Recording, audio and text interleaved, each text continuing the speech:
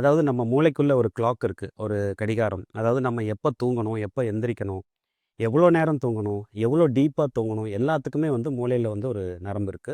First biological clock உங்களுக்கு எல்லாத்துக்கும் தெரியும். சர்க்காடியன் ரிதம் அப்படின்னு சொல்லுவோம். இப்ப நீங்க வந்து ஒரு வேலைக்கு போறவர்ன்னு வைங்களேன். இப்போ வந்து காலையில நீங்க ஒரு டீச்சர். காலையில 8 மணிக்கு ஸ்கூலுக்கு போறீங்க. மதியம் சாப்பிடுறீங்க. சாயந்தரம் ஸ்கூல்லேருந்து வர்றீங்க.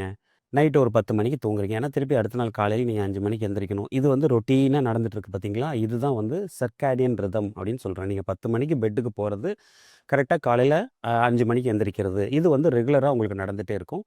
இது வந்து என்னன்னா, நம்ம மூளைக்குள்ள வந்து இந்த பயாலஜிக்கல் கிளாக்ங்கிற ஒரு நரம்பு இருக்கு. அதாவது சூப்ரா கயாஸ்மேட்டிக் நியூக்ளியஸ். ஜென்ரலா அந்த சூப்ரா கயாஸ்மேட்டிக் நியூக்ளியஸ் வந்து என்ன பண்ணும்னா, டார்க்னஸ் வரும்போது என்ன பண்ணும்னா, இந்த சூப்ரா கயாஸ்மேட்டிக் நியூக்ளியஸ் வந்து இன்ஹிபிட் ஆயிரும். அப்ப ஜென்ரலா என்ன ஆகும்னா, நம்ம அதாவது நம்ம உடம்புல வந்து சுப்பீரியர் செர்வைக்கல் கேங்லியான் அப்படிங்கிற ஒரு இடம் இருக்கு. அந்த சுப்பீரியர் செர்வைக்கல் கேங்லியான் வந்து என்ன பண்ணும்னா, பைனியல் கிளாண்ட் அப்படிங்கிற அந்த கிளாண்ட வந்து ஸ்டிமுலேட் பண்ணி, அங்கருந்து மெலட்டோனின் அப்படிங்கிற ஒரு ஹார்மோன வந்து செக்ரேட் பண்ணும். இந்த மெலட்டோனின்ங்கிற ஹார்மோன் வந்து நான் ஏற்கனவே சொன்னேன் பார்த்தீங்களா, அந்த ஸ்லீப் ப்ரொமோட்டிங் ஹார்மோன் அதாவது விஎல்பிஓ ஹைப்போதலாமஸ்ல இருக்கிற அந்த விஎல்பிஓ வந்து ஆக்டிவேட் பண்ணி நமக்கு தூக்கத்த குடுக்குது.